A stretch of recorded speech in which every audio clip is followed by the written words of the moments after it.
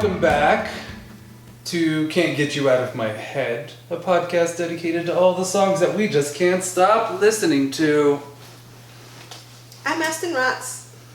Hi, my name's Dylan, and I just figured out that croutons are not made of wood. Concerning.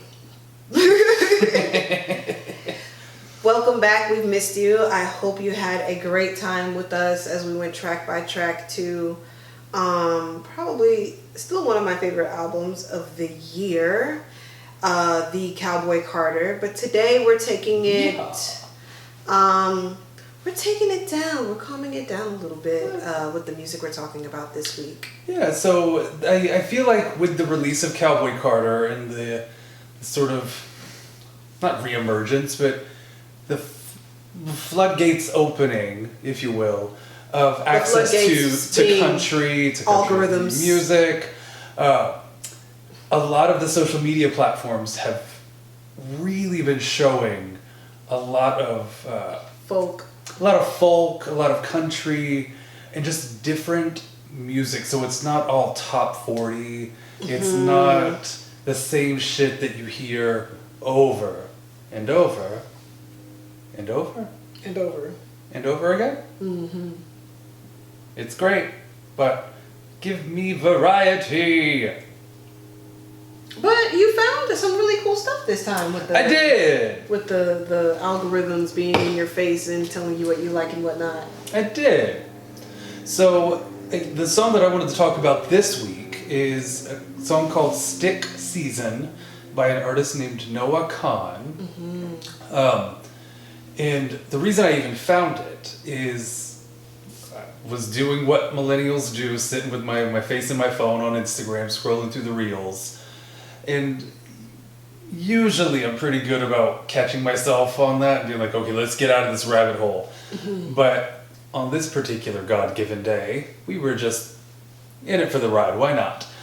And I came across a guy covering this song. Mm-hmm. And there was something about the melody, the instrumentation. That's a word. That's not a difficult word. I'm just drunk. The instrumental of it. But I think what really got me was the lyrics. Mm-hmm. And it wasn't until giving it a couple of listens that I really sort of realized, like, this is an incredibly sad, upbeat song. I love juxtaposition. Mm-hmm. Like, give me something sad and upbeat, mm-hmm. or like super happy and slowed down. Mm-hmm. Like it doesn't always have to be like happy and fast synonymous. Like give me some juxtaposition there. But the lyrics that really got me were I can edit this part out while I'm thinking. It is I thought if I could pile something good on all my bad, I could cancel out the darkness I inherited from Dad. It's like, shit. Tell me that familial trauma is a thing without telling me familial trauma is a thing. And the whole song is basically about a breakup and how this particular person is coping with it. So what's that other line you told me that stuck out to you? You once called me forever, now you still won't call me back. Mm-hmm. How many times have you had a person in your orbit that you're like, oh, this might be it. This might be the last stop on the journey, finally. And where are they now? I should tell you. Not here. I wrote something deeply personal. Okay. That is, it was the other day, because I've been, a little bit of a personal note. As you know, my March was very, grief was involved. A lot of I had to slow down and really look at, I had to interact with my heartbreak in a different way, because I realized that it was also just blocking me from, it was a creative block in a way. So I was like, all right, well, I want this to not plague my subconscious, and not just, I don't want it to plague my subconscious. I want to say that this hurt. I want to say that. And oftentimes you hear artists say that they don't like to write about breakups in a song, right? Because they don't like to write about breakups in a song because they don't want to relive it, they don't want to perpetuate it. And I do respect that. I do. But also sometimes being able to talk about that shadow experience frees you to feel something else. Oh God, yes. Yes. I'm so sorry. Yes, it's you have to create space to allow other things in your life. Right. You know, I don't know if we talked about this on the podcast or if we talked about this like off camera, but like the whole notion of in life there's only additions, never subtractions. Mm-hmm. Even by somebody leaving your life, you're not losing anything. You're gaining space for someone else, for something else, for the universe to give you something. I even think about how, like, if we want to make math a metaphor here, I would say don't even look at them as subtractions. Maybe just think of them as divisions. Because division is long division, for those who know how to do long division. We heard my story about algebra. I'm sorry. But this might be a lost metaphor, but go ahead. All you're doing is simplifying. All you're doing is simplifying because you're taking a big number and a little number and you're trying to figure out the smallest number. And so when you get back to the basics, that just gives you another chance to build from where you are. Yeah. And so you're not losing anything by getting back to the basics. Yeah. Friend, that's so insightful. And I think I understand division now. You do. It's there. It's there. But no, it's I like their approach to, I guess, heartbreak and how he sort of spins the tale of like, this was going to be it. Now it's shit. Now it's shit. Poetry over here. But no, it's a great song. I listened to the rest of his album. Unfortunately, it's kind of a lot of the same in terms of sound. Yeah. And I like folk. Do I want to listen to an hour of the same sort of feel? Not really. But I think it depends. I wonder, is it his first album? I don't believe so. Okay. Because I've heard the name Noah Kahan for a minute. Okay. So it's probably like album 2 or 3 at this point. Okay. Yeah. Okay. I haven't really delved into the discography of him yet. Other than this current album. I mean, it's. I would say Stick Season is the standout, and I think that's the reason that people are covering it instead of some of the because it's. I mean, they're going to cover the best song, right? Or the song that speaks to the majority of people, I guess. You know, everybody has something that speaks to them, but this particular one, that line about canceling out the darkness I inherited from Dad. As soon as I heard that, I was like, well, fuck. Because as someone who deals with diagnosed depression and in a roundabout way getting that from both of my parents, who my mother, God rest her soul, dealt with it undiagnosed. My father, who's still alive, undiagnosed. But what 65-year-old is going to go to the doctor to be like, tell me I'm depressed, doctor?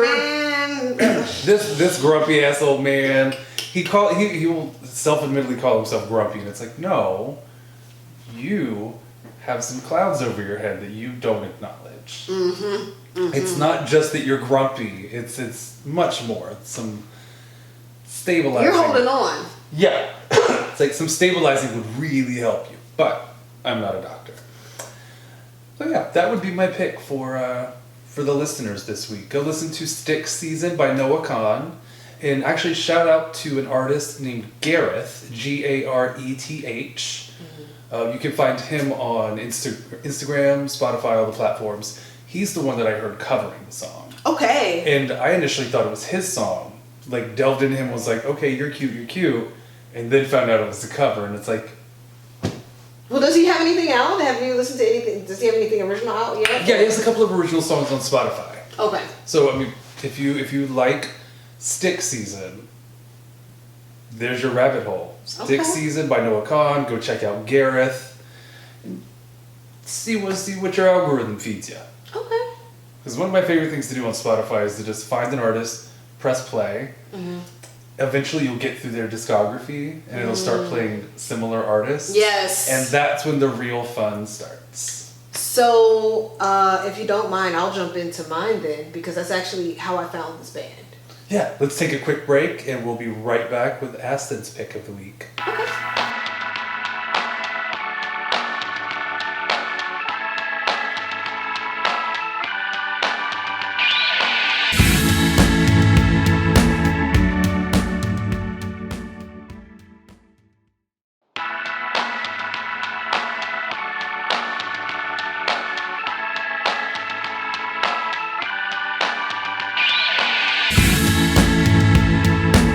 Hello!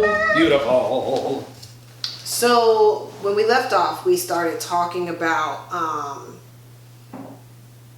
delving into the Spotify, like showing you new bands or whatever. A few years ago when I was working in a coffee shop, there was a time where I used to listen to, are you familiar with the internet? I think I've heard of her. Yeah, okay, so after this. Wait, no, I'm sorry, was that a rhetorical question? Is the internet like an artist? There's a band! Oh my god! Don't cut the camera, no! No, you have to. This is gonna be a clip. Yeah, this is great. Absolutely. No. I thought you were being so sarcastic by saying the internet. It's I hate you so bad. I am the child of the internet. No, because then I would say Beyonce's internet. And Keith Lee's social media. I feel so stupid. It's okay. Shout out to Keith Lee for coming back to Atlanta and still shitting on all the restaurants. Rightfully fucking so. My God. I need but Keith, you need to calm down. No, it's not Keith that needs to calm down. It's everyone. Did you hear about that? Oh, yeah. I've read all about it. Anyway, not the podcast for this. But... Maybe not this episode. Anyway, so the internet is actually so I love this because now we're about to go down a music history rabbit hole. Go ahead. So the internet is they came up with Odd Future, Wolfgang. So like Tyler the Creator, Earl Sweatshirt. So Steve Lacy, who's hitting it big now, was originally a bassist in the internet. And so, like, he was a bassist for them starting when he was, like, 16, 17 years old. Sid, SYD, that is the lead singer. And I've always loved, oh my goodness, like, if that used to, now that is a band that for hours, especially, like, around 2015 is when they dropped Ego Death. Probably, like, what is it called? Your magnum opus? Like, I think that's their best album and the one that came out before that. Their second and their third albums are by far their best. I like their latest one. I think they're due to drop one this year. Fingers crossed, because I'm going to play the shit out of that too. And so I was listening to the internet as I was working. I promise I'm going to play like favorite internet song just while I'm thinking about it. I just wanted to shout out Hold On. It's my favorite song in Special Affair. I was listening to... How does Hold On go? Someday somebody gonna make you wanna turn around and say goodbye. No way. No, that's Wilson Phillips. I'm just fucking with you. I was like, there's no. Shit. I'll let you hear it. I'll let you hear it because it's very sexy. I do like sexy. It's very sexy. You know, Shout out to, if there is ever a lesbian president, it would be Sid. I don't speak for the lesbians, but they should vote for Sid. It could have been Elizabeth Warren. Is she a lesbian? I don't think so. I don't know. Hey Liz. Hey, Let Liz. us know. Sound off in the comments if you're a lesbian. A lesbian?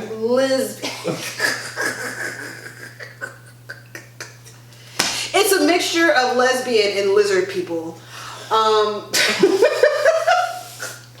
So Astin hates lesbians. I don't hate lesbians. Astin hates lesbians. She thinks they're lizard people. Yeah, just on a side note, one of the only bar fights I've ever never gotten this face hit. Are you kidding? This face is too pretty. But I've almost gotten into a bar fight once, and it was with a lesbian. Because she got about it, and I was like, well, we're in Atlanta, let's go, bitch. Oh my God. Who broke it up? Was that? Who broke it up? Oh, my friend David, luckily was there, just put his arm around my neck and pulled me back. He was like, baby, don't do it. Come on. Because, I would have gotten into a fight with this little girl. And she wasn't no more than 5'7". But she got up in my face. If somebody would have played Brooke Valentine in the background, it would have been it. All right. Go back. We got to throw them bows. I was listening to the internet, not Beyonce's internet. I was using Beyonce's internet to listen to the internet. And one of the related bands that they kept playing in the queue, I just remember I would hear a really groovy, not many words sound. And that's how I discovered Khruangbin. Can you spell that for the kids? Yes, because people probably see it and they're like, I don't know how to say this band's name, but I like the way they word sound. right there. It's KHRUANGBIN. God damn, that's a spelling bee word. It is, well, hopefully not because it's Thai. Maybe it's a Thai spelling bee word. It is a Thai spelling bee word. I don't know. Well, they write, they have a whole, what's that word, a critical language thing. So maybe, I don't know how that works, but I don't think they have spelling bees. So I was looking into them just because I wanted to talk about them a little bit today because they released a new album on Friday. Okay. Called A La Sala.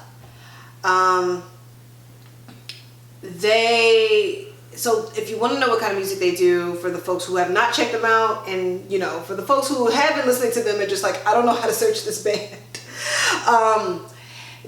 I would say that it's psychedelic funk. It's very smooth. It's very back in 2020 when the world had stopped. I needed I need music, but I need music with no words. At the time, I think I was listening to a lot of Megan Thee Stallion, and so I was well, there's all this, it felt like a lot of chatter at the time, a lot of Megan calling me out for dating broke men. I needed a break.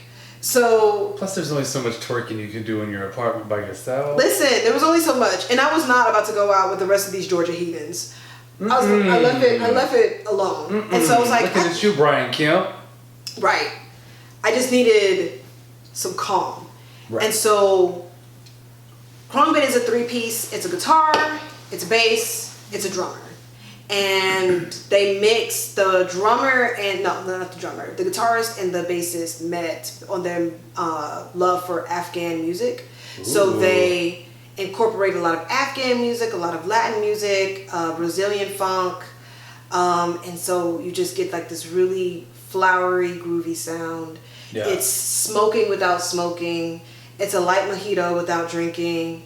It's one of my favorite tracks by them is Friday Morning, and that is the outro on their second album. Mm-hmm. So with this album, I would say that of the four that they've released, this is probably the calmest. It is the most pulled back. Mm-hmm. It ends with a song called Les Petites Gris, which I didn't play for you. I played for you May 9th. Which, I told you, I was like what you just said, it's I feel like I should be smoking something or drinking something and just kicking back and this be in the background noise. I mean, you can smoke to it, you can work to it, you can Yes. sleep to it.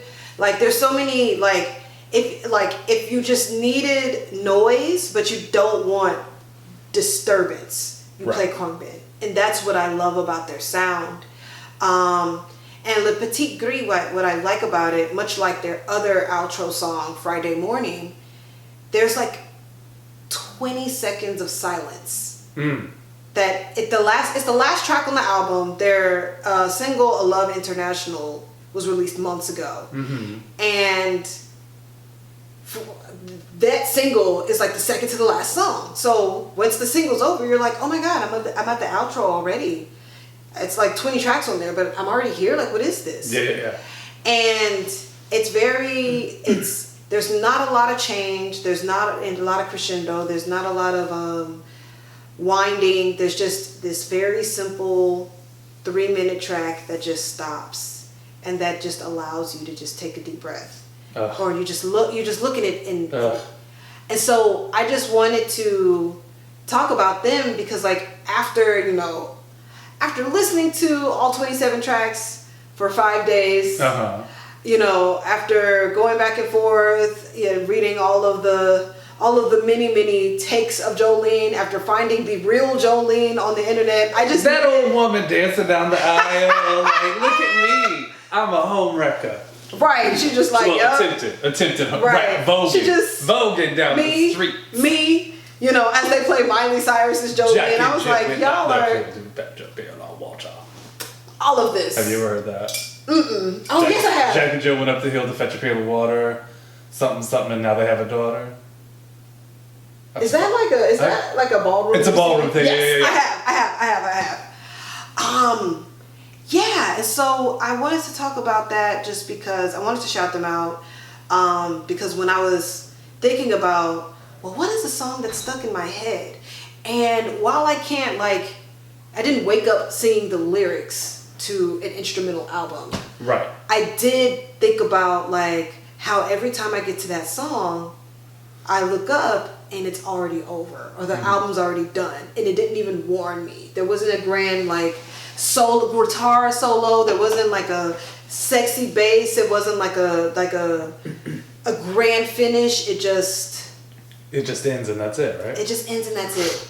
And so I encourage everyone listening to stop and listen to some of the your folk and your psychedelic jam, because slow down. Because in the same way that some country singers are very good storytellers, folk music has really good storytelling. And I think that's where my pick for the week, I know that's where my pick for the week came to me, is from the storytelling aspect of it.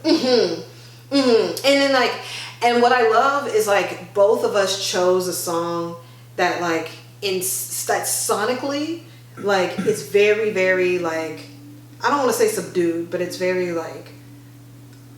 is lo-fi a good way to say that? I would say so. It's very calm, it's very coffee shop, right? Because you Yes. play either one of those songs in the coffee shop. Yep. If you don't want to start with the intro to listen to Ala Sala, May 9th, it's a great introduction. It's a great track. Yeah, it's beautiful. Every album, they have a song named after a date. I think Mordecai is the only one that doesn't, but there's August 12th, August 10th, and now they have May 9th. Sometimes I told someone and they didn't really get it, and I don't know if, we haven't talked in a while, so maybe they got it now, but I just remember being sometimes I just want to know how I feel. And the best way to do that is just by maybe you want to find the vibe to just to reset, but you don't want someone that's I love a good song with a story tell, but sometimes I want to just develop my own stories while I'm listening. Yep.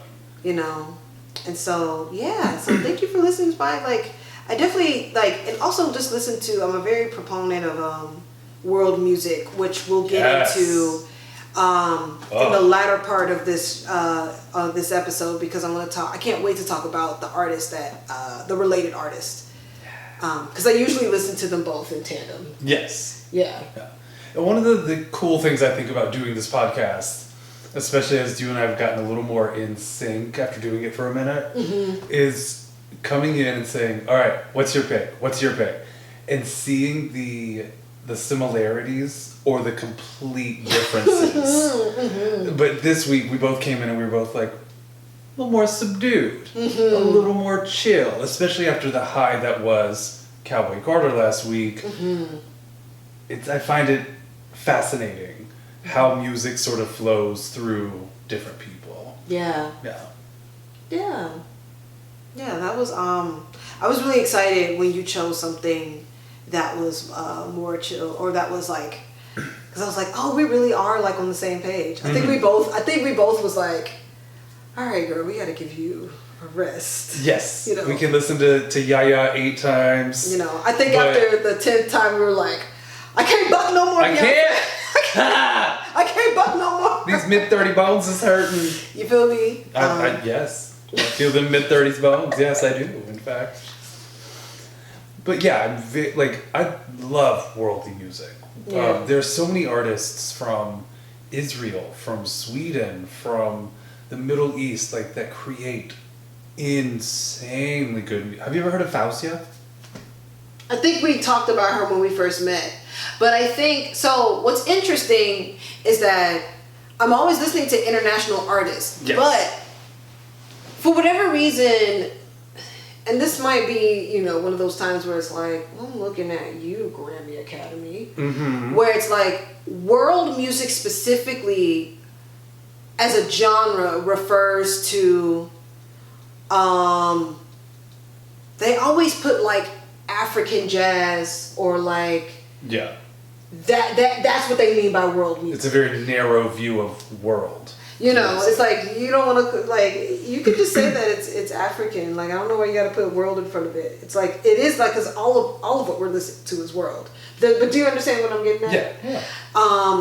It's like there's so many other styles of music other than what they nominate in, like, the world music category. Like, you've got Netta from Israel. You've got Fauzia, who's a Moroccan-Canadian singer.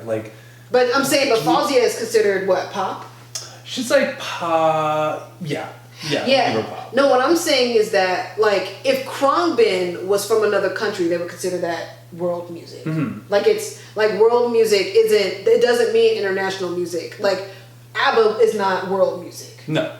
It's very, like, world music is really like, whenever you hear like the folk music from Mali, it's world music. Or sometimes I would see like Brazilian funk under world music, but not really. It's always like whatever reason, world music is always talked, like, for a while, world music was always like African or indigenous music. Yes. So I don't know. I just think that's interesting that instead of calling it the genre that it is or naming the culture that it comes from, they just sweep it under world.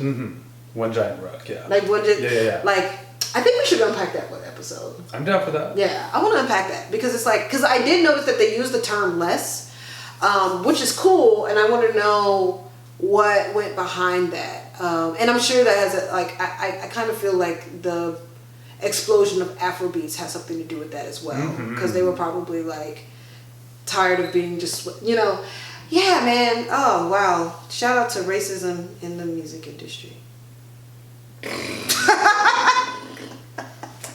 On that note, let's take a break and Grammy Academy think about what you've done. We'll be back. We'll be back with some music news. I can't wait to shit on this next one.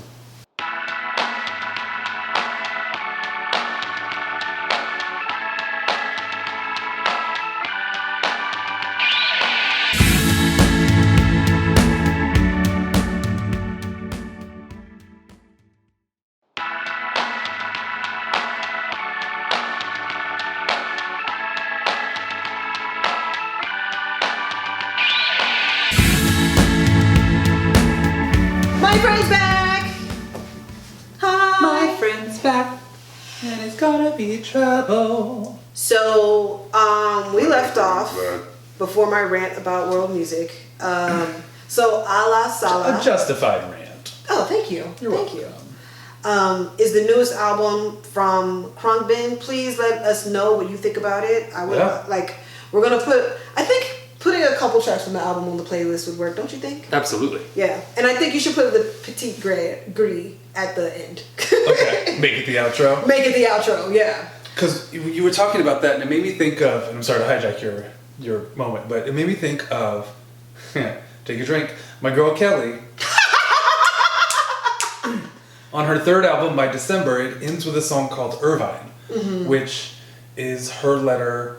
It was her letter to God, basically saying like it was at the height of her depression, her alcoholism, like all of these factors. Because I mean that album was 2007, so 6 years into her career, like mountains of stress and things, and just like learning the ins and outs of the business, etc., etc. So she wrote this letter to God in the bathroom of the Irvine airport. Oh. And she said that she just sat in the toilet stall and cried and wrote this letter, and then looked at it later and was like, oh, this is a song. Yeah. Yeah.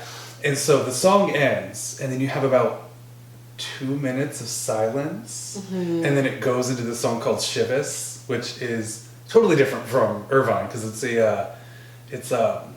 kind of a fuck you sort of song. Where it's like is it a hidden track, or does it? It's a totally hidden track. Okay. Yeah. And I think the hook is something like, you can keep everything, I'll take the Chivas instead. Like Chivas Regal, the whiskey. And so it's like, I don't need you. I'll just take the booze. Keep on going. That actually, so... I'll throw that on the playlist too, because it's the effect that they put on it makes it sound like it's coming from a record. And so it's not super hi-fi. It's like, it's got that sort of dampened scratchiness to it. We haven't talked about her a lot, but someone else does this on the 2012 record. I thought you were going to say we haven't talked about Kelly Clarkson a lot. It's like, I literally mentioned her every No, people have episode. to take a shot when yeah. But no, I was going to say, before getting back to music news, Rihanna does that. Hidden tracks? Not necessarily hidden track, but I don't know if you remember the song, it starts off, it's called like James Dean or Marilyn Monroe. It's like, okay. Red lipstick, my shadows, heartbreak, James Dean on the low. Something like that. And it's like really, What's in Love Without Tragedy is the name. It's What's in Love Without Tragedy. Hey. What's in Love Without... And then it's silent for like a minute. And then the second part is Mother Mary. And she's like, and it's her letter to God. And it talks about, it's like, y'all better talk to that man. It's like, I would love to be, she's like, Brother Jesus, I'd love to, but she's like, what did she say? It's like, Brother Jesus, I'd love to be, love you as my king. It's like, it's because it's like, it doesn't, I'd love to be your king. It's like, she talks to them, she addresses them, and then she says, but I'm from a west side of an island, and so many people don't even know my name. And then it's just like this prayer, like she just never imagined that she would get as big as she is. It's one of like, it's like, that would be the Rihanna song that I cover. Like, it's like if I were to do that really big. And so that's also, because I can't remember, the album I don't think ends with that, but it should. I think there's only one track after that. On that album, but it's beautiful. It was a very deeply personal, like her one gospel song. So A La Sala dropped on Friday. Pharrell's birthday was on Friday. That's on the Unapologetic album.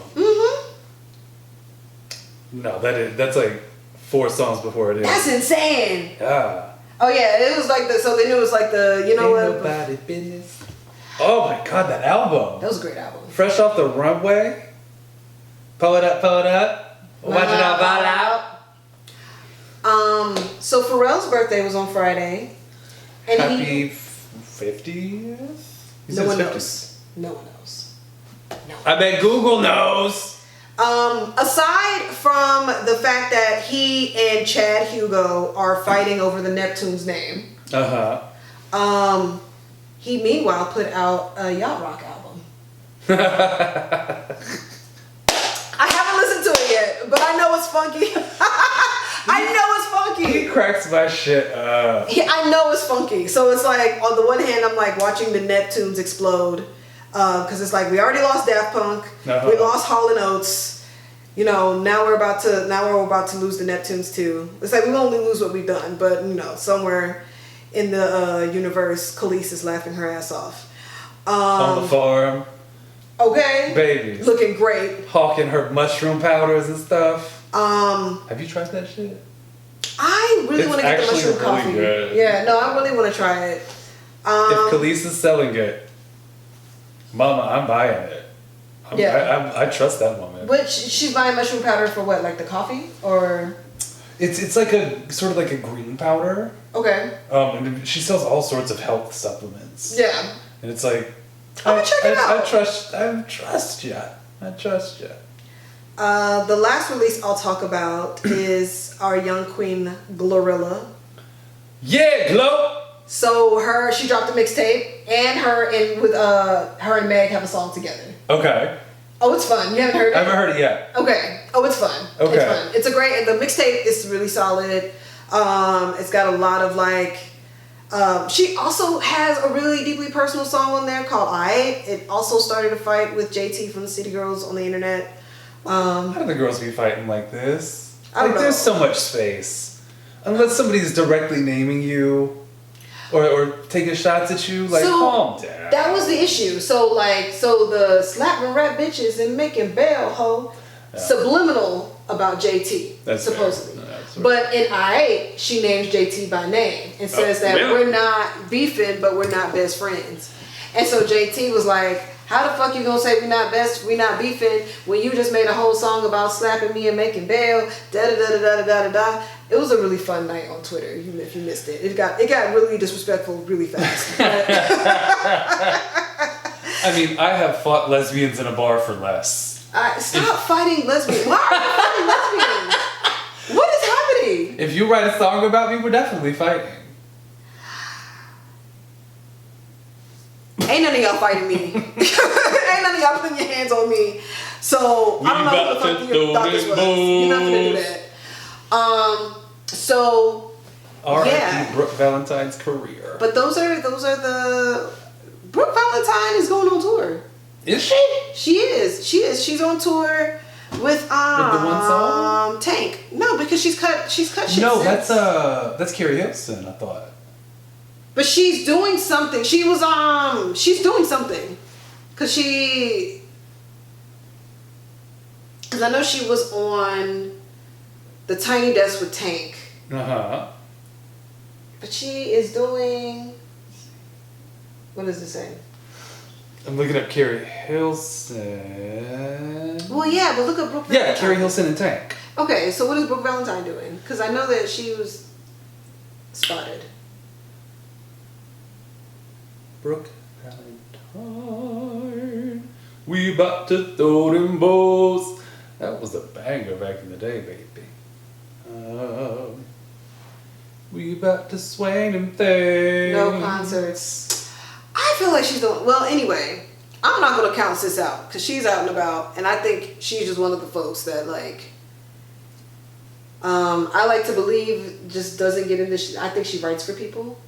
That's probably what she does. I think she writes. I think she writes.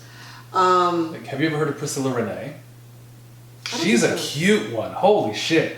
She had a 6-song EP in like 2010, maybe. Okay. There's a song called Dollhouse, standout track. But it was kind of like a one-hit wonder situation. She had the project. It didn't quite take off the way that they wanted it to. And so she decided to sit back and go where the money is in writing and production. And what did she write? What? Love So Soft by Kelly Clarkson. Take a shot. Love so soft, you ain't had nothing softer. Break it if you buy it, then it's sure gonna cost. Yeah. I can't do that, no. Yeah. It's my least favorite Kelly Clarkson song. It's the one I literally have tattooed on my forearm. I love you.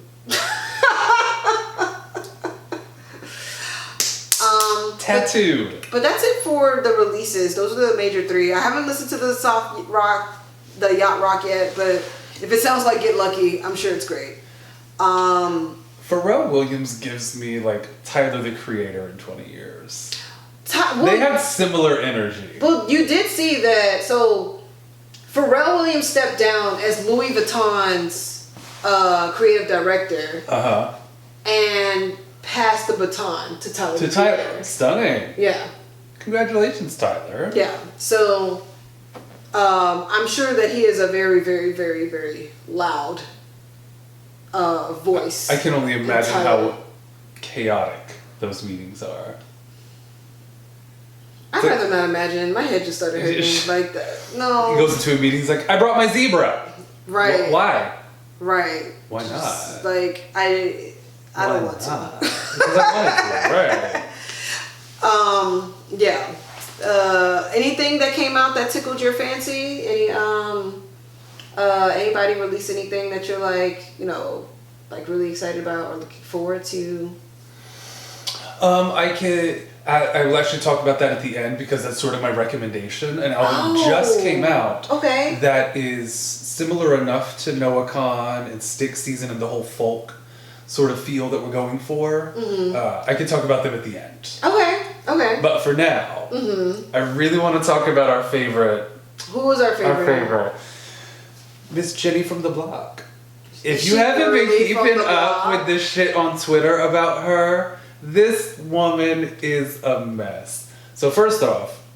Well, it's actually, TikTok is what's giving all the life, right. All the life. Like, I haven't spent a lot of, like, anything that comes off TikTok just comes to Twitter, and that's where I've just been able to follow really closely. Yes. So, first off, she was selling this new album, This Is Me Now, and she was selling the accompanying tour. What did you think about that? Did you ever listen to it? No. I heard the one track, it was like, this is garbage. Oh.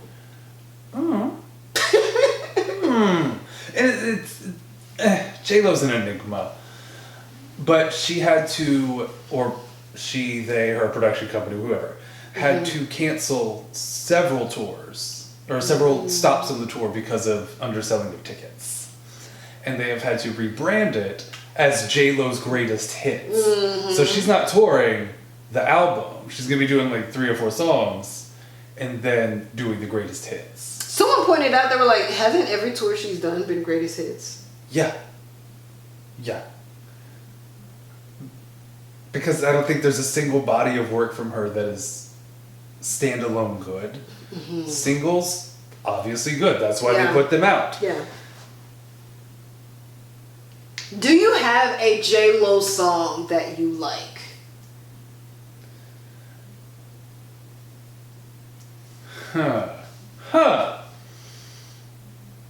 I mean, several, many. Most of the singles are great. Okay, what's your favorite? Favorite? Shit. Okay. Wow.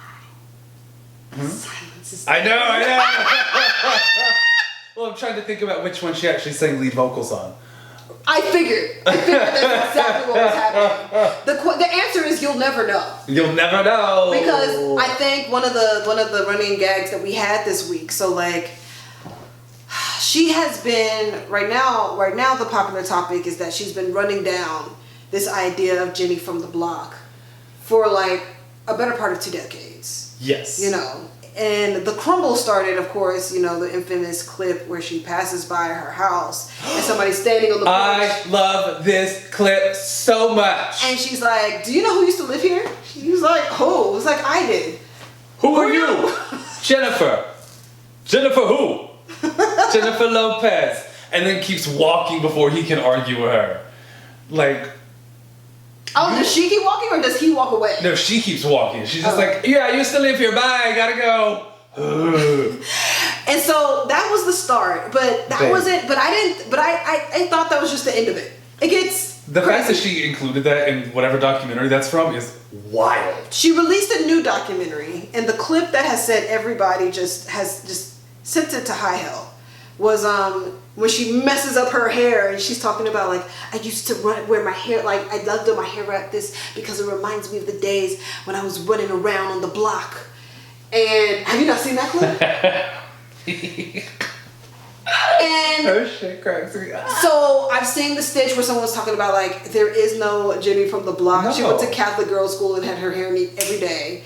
And then that wasn't and then when I thought it couldn't get any more interesting, it's when we have it's Natasha Ramos. Thank you. So Natasha Ramos was actually the lead vocal, the only vocal on Jenny from the Block, down to the ad lib where she shouts, "The Bronx!" I thought that was at least Jennifer Lopez. And to find out she didn't sing any of that song, and Natasha Ramos did it with the promise that she would have a career of her own, only to be sexually accosted, right? You know, by the producer or whoever was in that studio. And first of all, shout out to you, Natasha Ramos, because it's been almost 2 decades and that voice still hits. That voice is gorgeous. Oh. Yeah, look, like go on Twitter, go on TikTok, wherever, just look up Natasha Ramos. She posts videos of her singing Jenny from the Block. Right. And it's what you said, the voice still hits, but you're also like, this is the voice that I've heard for the last 25 years. I just wonder how much of Jenny's catalog is Natasha. Well, she said that she was on 4 of the songs. Okay, that's right. That's one particular album. That's right. Was it the A Train, the 6th, on the 6th? So we have, Natasha Ramos singing Jenny from the Block. We have Ashanti singing I'm Real. We know that what's the song? One Thing by A. Marie was going to be given to Jennifer Lopez until she leaked that shit herself. A queen. And so I just, it's really interesting when like rumors float around about a person or, surrounding a singer, and all of it just like, shout out to social mediaing, because now people just feel compelled to tell you their business. Mm-hmm. And in that, I've always thought with rumors, even as outlandish as they may be sometimes, there is a slight nugget of truth. Absolutely. To everything. Where there's smoke, there's fire. Nobody starts shit. Well, I can't say nobody. But rarely is shit started for no reason. Absolutely. Where there's smoke, there's fire. I say that. Oh. I say that all the time. It's like, there's a side of the story that we're not going to get for a while. We'll never get it from her. But it's, we have gotten it from her from those vocals, because she has shown that she is not, how do I say this name? She's not the best vocalist. Jennifer Lopez is not. She is an actor who sings. She's an actor not a singer who acts. Yeah. That's the best way. And I would say that she is a dancer that can hold a note. Stunning. Because we love Enough. Remember when Enough came out? And the the movie Enough. Oh yeah. I was about to say, act like you had TNT in Lifetime. But she learned how to box, had that short haircut. I had that short wig. No, that's not what she did. That's what she should have said. When I messed my hair up, I think I'm still on Enough. From the Bronx. Yeah, I think it's really interesting. Well, first of all, I don't necessarily want to laugh at the downfall of I would say this particular This Is Me Now, because this might have been one of her most vulnerable, and yet maybe it just didn't. Maybe it was her most vulnerable, but still didn't feel real, because maybe that might be what it is. It lacked authenticity.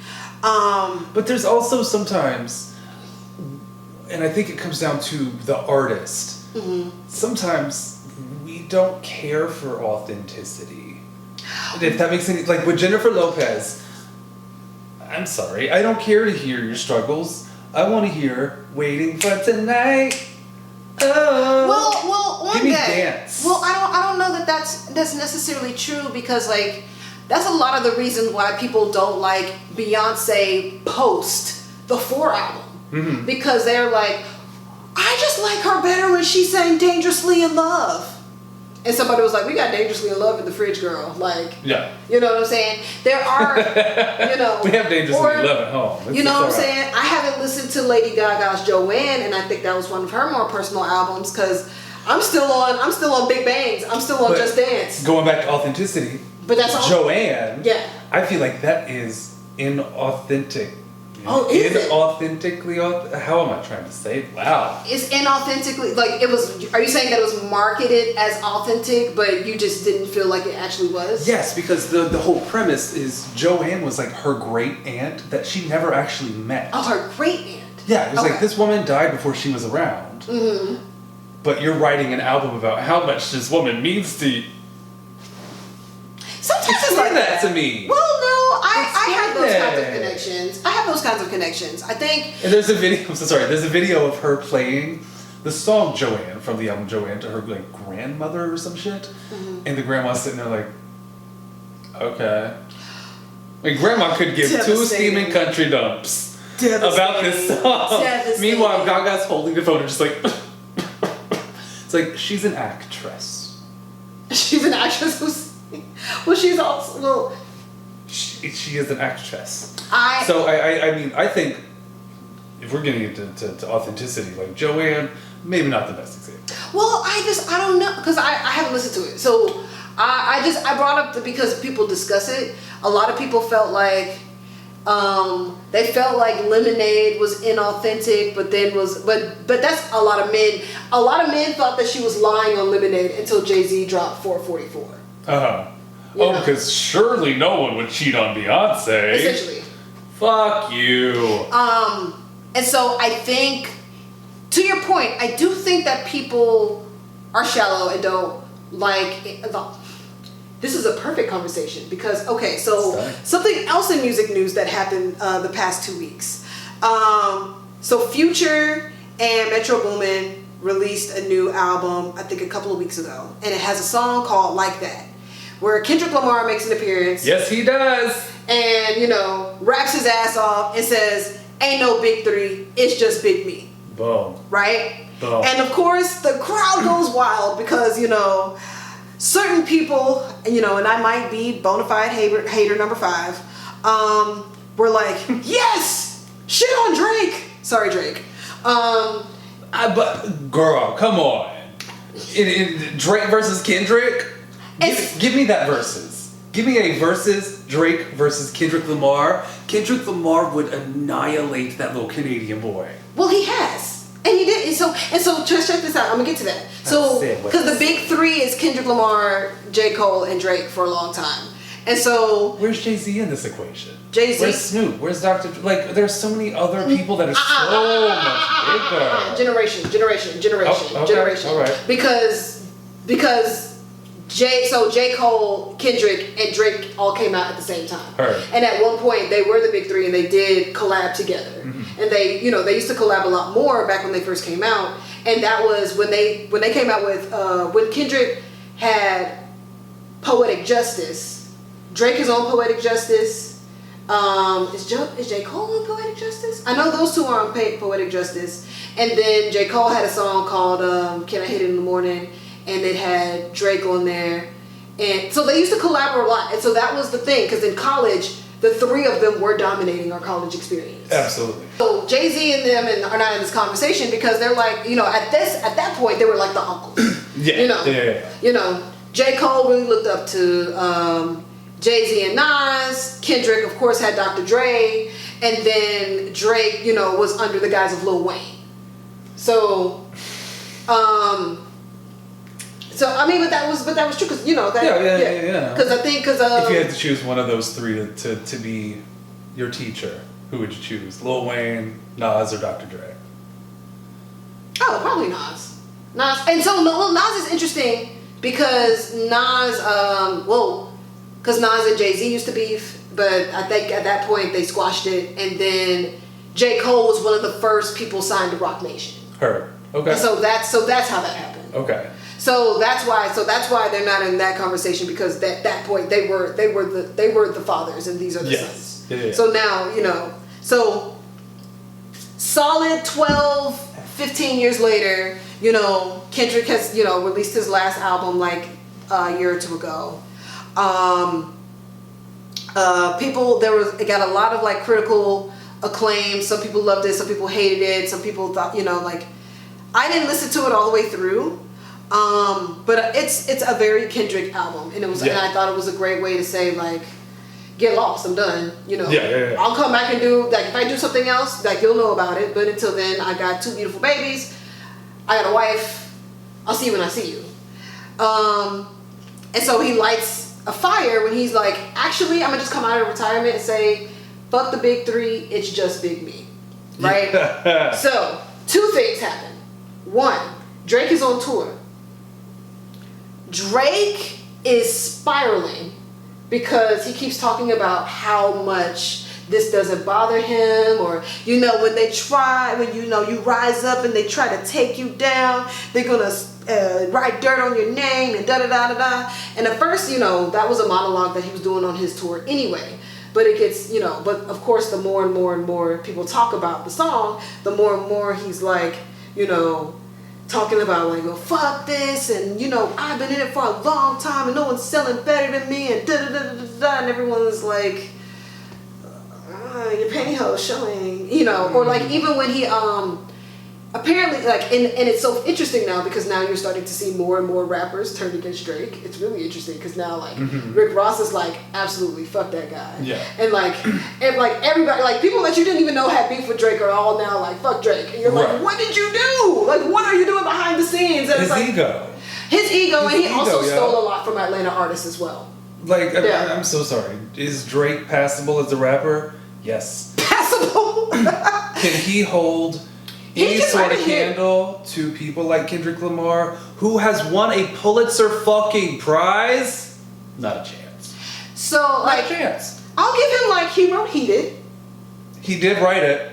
You know, and he wrote Mine. He did write that, yeah. You know, but he's not Kendrick. No. So, of course, you know, and so he doesn't drop a track to diss Kendrick, and he's not going to.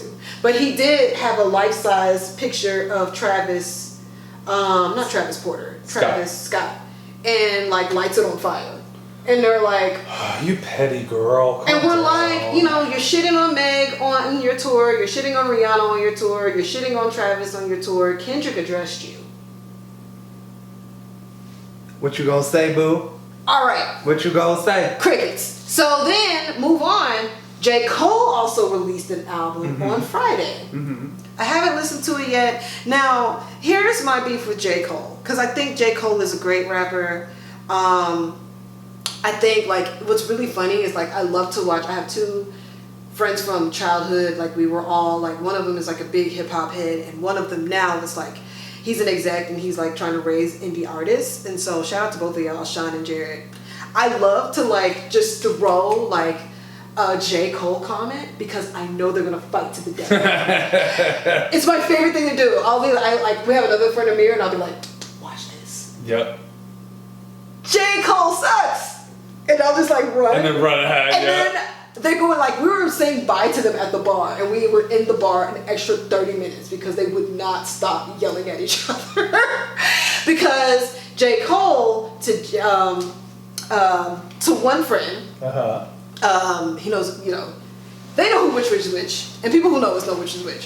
One friend loves J. Cole, you know, identifies with him. J. Cole is like, you know, went to college,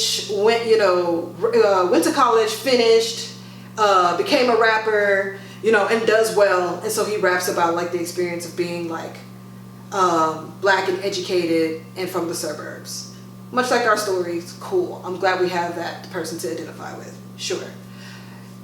Sean has always, well, fuck it now. Sean has always been like, pseudo-intellectual, like he can rap, but I'm just not into him. I think his shit's boring, and I don't care. And I used to be like somewhere in the middle. It's like, he's not my favorite, but I'm glad that he's around until a few years ago, there was a rapper named No Name. And No Name, she's also another chill artist. Okay. Very chill. The way her flows are very jazz. Okay. It's very poet, it's not slam poetry where they're talking like this. but the cadence is very like waterfall. Yeah. And then she has a very soft voice. It's very soothing. What I love about No Name is that she's an actual activist. Like she started a book club.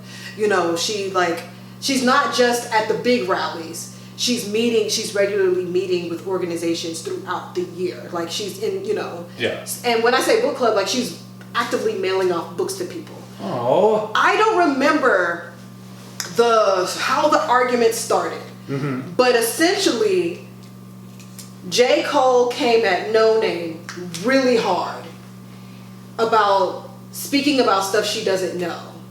And the condensed version of this is, it's like, here's my research, this is what I do, this is how I do it, blah, blah, blah, blah. I don't see you here, but I'm here. I don't see you there, but I'm there. And this is how I know it. And this is where you can look it up. Da, da, da, da, da, da, da. And to that, he had to say, my bad, I actually don't read books like that. You market your whole motherfucking career off of being the rapper who reads just to tell me you don't read books?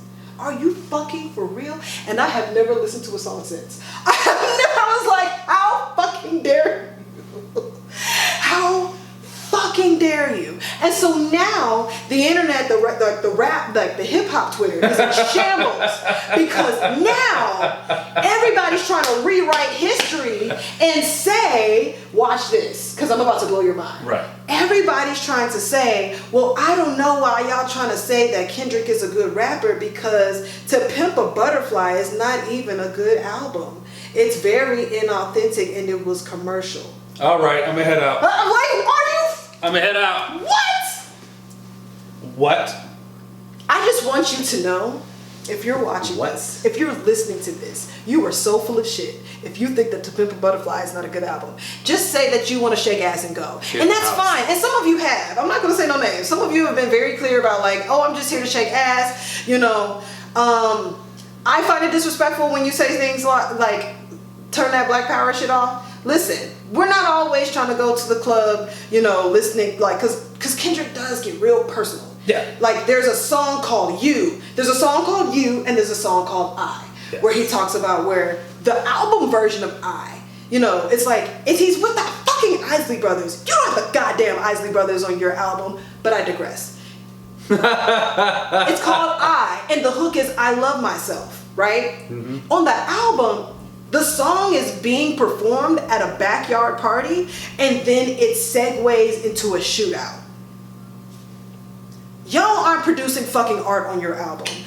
You are not producing cinema on a Sonic album. Don't do me. Second, so You comes on before I. It's like, I don't remember what number track, but You is just Kendrick Lamar having the most alcoholic breakdown in a bathroom. Yep. And it is very hard to listen to. Yes. But it doesn't prepare you. It transitions smooth into this very drunk monologue about how he's not dealing with fame well.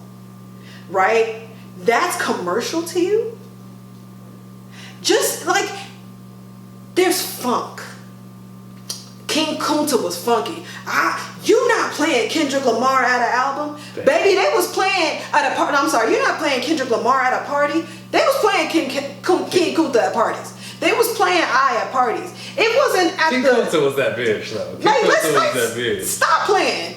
They not playing King Kunta at midnight. No, that slot is reserved for Juvenile. Fine. But they was playing King Kunta in the one, like when you step in and you know, that's when it starts during the like the first round of shots. They were. If you weren't outside, baby, just say that. It's okay. You're young. You were born in '98. You weren't there. How do you know? How you hating from when you outside the club? You can't even get in. Chris Brown's one contribution to society is that line. I love the No Name, the whole No Name and J. Cole thing. No Name basically, it was basically like J. Cole said, I can do a backflip, and No Name said, so do one. And J. Cole said, oh well, I know you're supposed to do your leg like this. Shut up. So it's really interesting to see, because it's like, if Drake is your favorite, I'm not gonna judge you. I am judging you, but just say that Drake is your favorite. If J. Cole is your favorite, then say J. Cole is your favorite. But to say that To Pimp a Butterfly is, because I remember, and people did say that when it first came out, that I was, oh, he's going commercial. Loving yourself is the most revolutionary act you can do, but because it's so hard for you, you had to find a reason that you couldn't relate to that song. That's a you problem, baby. That's what half of y'all don't like about Lizzo, but that's another conversation. Girl, that's the whole thing. You know, just say you don't love yourself and you can't relate. That's okay. That's all right. Just say that. To say that To Pimp a Butterfly is not an iconic album just because it doesn't have fucking Tootsie Slide on it. I mean, while I like Mad City and Damn, as far as like Kendrick's albums, better than Pimp a Butterfly, I feel like Butterfly's the one that sort of put him into that upper echelon. Like, that's what really put him on the map. It's like, I can look at it, even though it's not my favorite from him, baby, it is a goddamn good album. Like, you know what? I'm gonna listen to it on my own. I'm gonna listen to. I already put it in the cadence for this week because I haven't listened to it in years. But not even because I don't like it, but because it's heavy. Yeah. He talks about some heavy shit. That drunk rant is the drunk rant. Hard. How many of you edited your monologue in repetition to make it sound like you had a conversation with Tupac in the last? I remember I gagged. I was driving because it was like, I remember you was conflicted, misusing your influence. Yep. I almost did the same. And it did it over and over and over. And I'm like, finally we get to the part where he gets to the end of the thought. And then Tupac voice starts. Yep. And I remember being so startled because I was like, you drive off the road real quick. What is that? I was like, I know that's not who I think it is. But the answer, but it was so well done and thought out and drawn out because it's like he answered in a conversation, in an interview that was recorded almost 20 years before this album was recorded, answered everything Kendrick had. Your fave isn't doing that. No. Your fave isn't doing that. Your fave is still whining about how he can't find a woman to settle down with and is still mad at Rihanna for choosing A$AP Rocky. That's what your fave is doing. Your fave got a BBL. Well, Leave me alone. That's the problem with basing success off commercial success. Because, once again, Drake, Kendrick Lamar, they ain't even playing the same game. They're not. Like, They're Kendrick not. is playing chess, Drake is playing marbles. Like, it is not even the same game, bruh. I would say I hate to do it, but I don't. I love it. It's not even a competition. It's not. Like, how is this Chihuahua coming for a bulldog? Like, stop it. Stop it. Stop it. And stop building these people up to make them seem like they are the rap, like Eminem, wonderful, sure. But calling himself the rap god, baby, sit all the way, and I mean all the way, the fuck down. In the back of the room, preferably. Like, the rap god? Honey. You need more people. You have enough people. We need more people. But that's a different conversation because, like, now he has birthed a generation of white rappers that think rapping fast makes you. He's the reason we had Post Malone, and I don't like it. Well, I will at least say Post Malone didn't rap fast. You know what I'm talking about. Yeah. You know what I'm talking about. Because, like, somebody was like, we don't give Mac Miller enough credit for not being... I mean, are there white rappers that are decent enough? Sure. Lil Dicky, he has a song called, oh, god damn it. He was one of them, though. He be trying to rap fast. He has a song with Snoop, which is basically like a job interview. And they're going back and forth, trading bars. It's cute, you know. And he's interviewing for this job to work with Snoop. And at the end of it, the secretary comes in and is like, y'all need anything? Tea, alcohol, head? He's like, did you just say head? Snoop's like, yeah. She gets head. Good, but leave it. And Little Dicky's like, oh, I'll just take some Earl Grey, please. I haven't got time for Little Dicky. That's another conversation. He's another one. But honorable mention, Little Dicky. You're not terrible. He's fun. I will not gonna lie. The silence said a lot.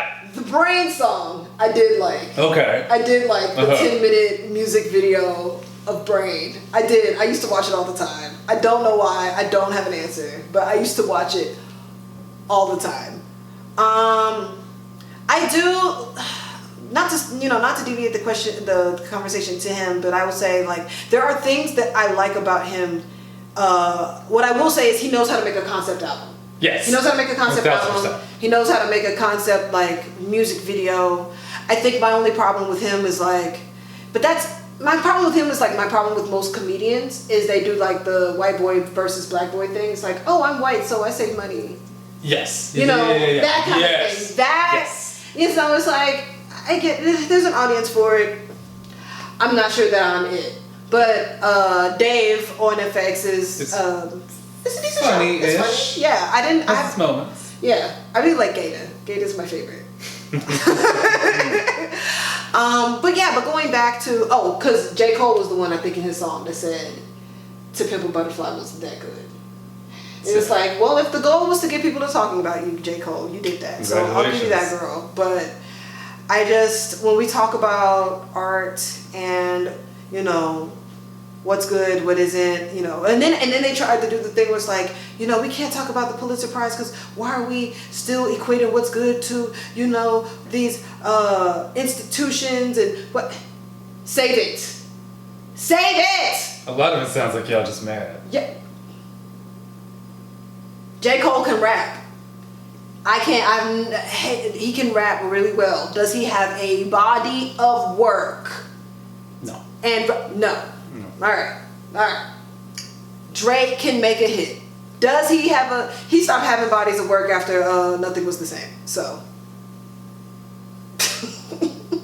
So that's. Drake will always be that kid in a wheelchair on Degrassi. I don't care how old he is or what he does. He will always be in that wheelchair, scooting around. Anyway, we could go on forever about this. Anyway, shout out to Meg for setting the tone with his. Let's bring it back down to more mellow thoughts. This would be a great time to take a break before our final thought for our album, Related Artists, right? Take a break. Light some Palo Santo. Have a drink. Calm all the way. And I will repeat, all the way the fuck down.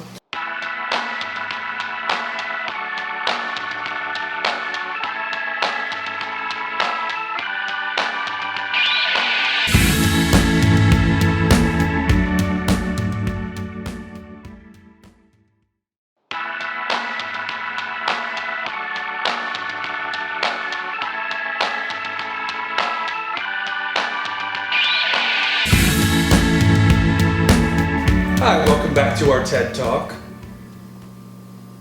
Yes, we just discussed. If you need our TED Talk for any inspiration of listening to bumfucks that don't know what they're talking about, that's a great TED Talk to return to. So Link in bio. So you started the episode talking about Noah Kahan. Is there an artist that you feel that is coming up or already established that you feel like more people should know about that sound like Noah Kahan? Yeah, so plenty of folk artists. Mm-hmm.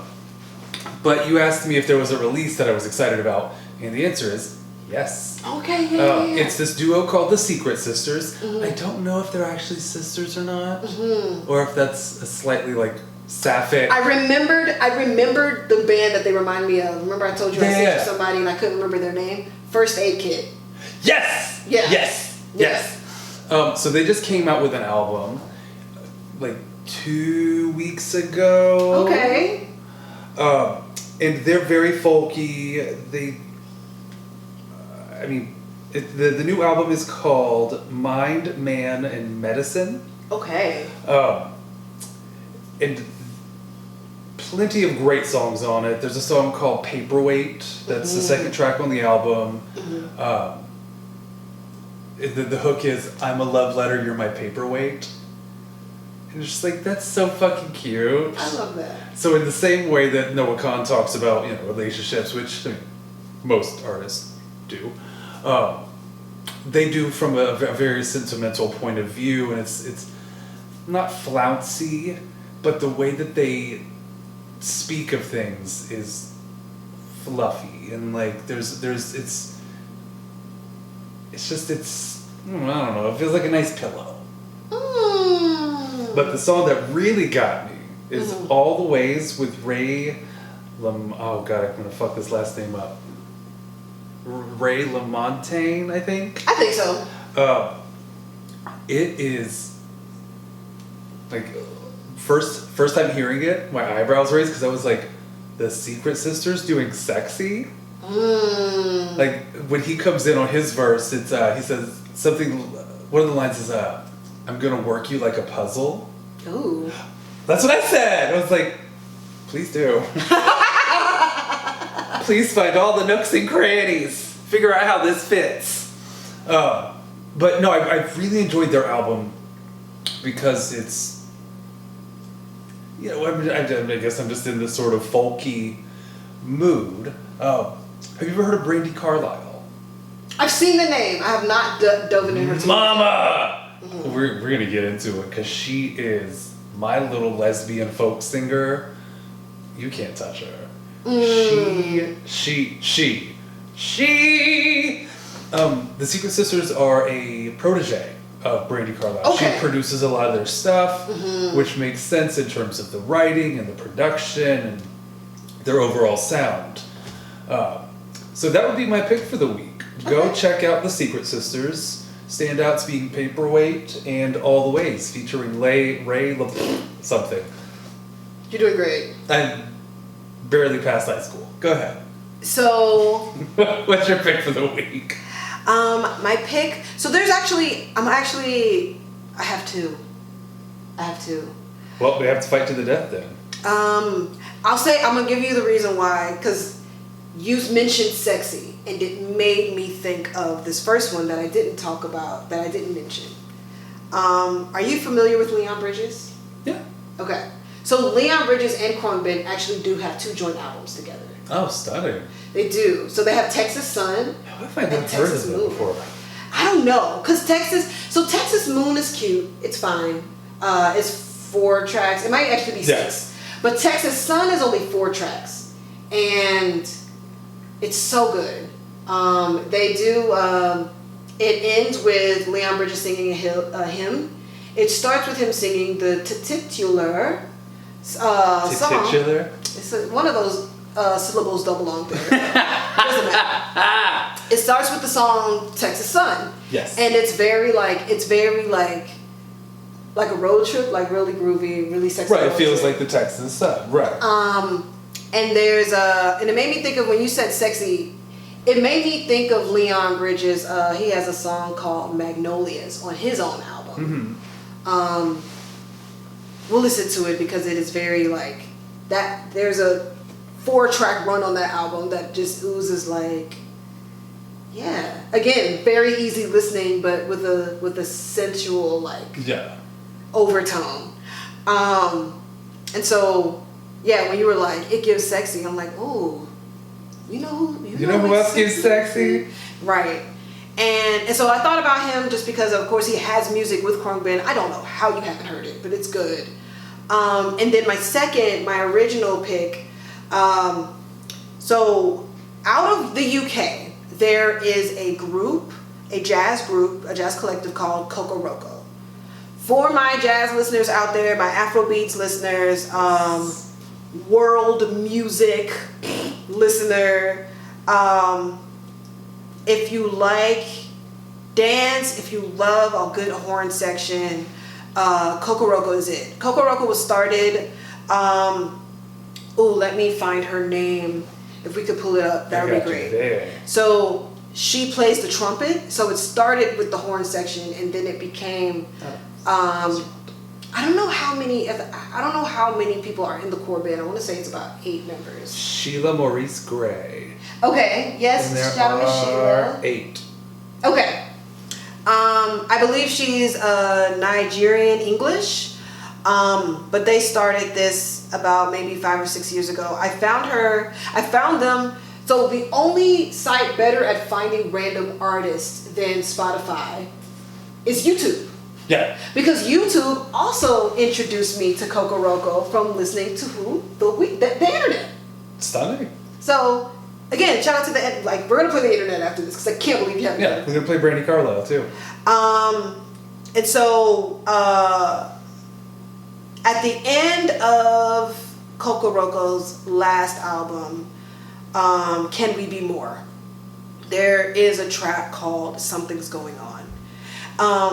It's Something's Going On and then outro, which is just like a reprise, which is just them. It's like Something's Going On fades out, and then in outro they come back in with the Something's Going On, and I really like that because on the subject of songs that end albums in a very impactful way. Something's Going On. The course of the entire album, Can We Be More, is like an ode to like going home, returning home. There's a song on the album called War Dance, where it's like there's this conflict. So you go through all of that, and at the end is this big party, this big celebration. I mentioned that it reminds me of a song that you would play at a wedding reception, because when the crowd or when the band sings Something's Going On, it reminds me of like the crowd getting around the couple and singing and like ushering them out, to push them out into the world. And I just wanted to shout them out. I don't know that I would say that they're up and coming, but they are on their first American tour this year. Stunning. So they went to New York. They're going to San Fran. They're going to Texas. They're going to come to Atlanta, fingers crossed. I don't know when. They have not announced it. I'm just putting it out into the ether. And then I'm going to spend my last on their ticket because I got to see them. And so I definitely invite you to check them out if you want to hear music that, again, evokes a feeling, but maybe you don't necessarily need the words. I like saying that just because, like, I'm a lover of music, and I love, like, when I played that song for you, didn't it just feel like the horns were, like, its own choir section? Absolutely. Like, it just sounded like they were... I can't express, like, it just sounded like they had something to say. I just love when the horns, the purpose of them is supposed to be the voice, right? It's a wind instrument. But you just gotta hear it. And so once you hear it, if Kokoroko is your jam, I'd love to hear your reactions to it. We'd love to know. And so that's our easy listening episode, peppered with some distaste for J-Lo and a message to everyone that hates the Pimp a Butterfly. My name's Dylan. You can find me on the socials at _Dylan_Michael. I'm AstinRocks. You can find me at WHYASTINROCKS. And you can find both of us at Can't Get You Out of My Head podcast on Instagram. You can listen to these episodes on Spotify, YouTube, and SoundCloud. Wherever you get podcasts, except Apple. We're working on it. We're working on it. Apple's complicated for an Android user. I'm the Android user. That's real. I hadn't thought about that. Girl, it's difficult. It's like you hand me an iPhone and I'm an old man at that. It's like, how does this work? Yeah. They make it, even though it's literally the same format, just different buttons, it is so complicated. They make it hard. I can't. I don't have time. All right. Well, I hope you have the time to listen to this episode and all the episodes. You can check all those out on Spotify, YouTube, and SoundCloud. And be sure to give us a 5-star rating. Just do it. like at least 4 stars. Leave a review. Let your friends know. If you're not gonna leave 5 stars, you need to leave 5 stars. Yeah, the 5 stars really isn't an option. Yeah, it's 5. Yeah. Okay. Well, until next week when we talk about what we feel like talking about, because it's our podcast and not yours. Period. We love you. Bye, kids. Bye.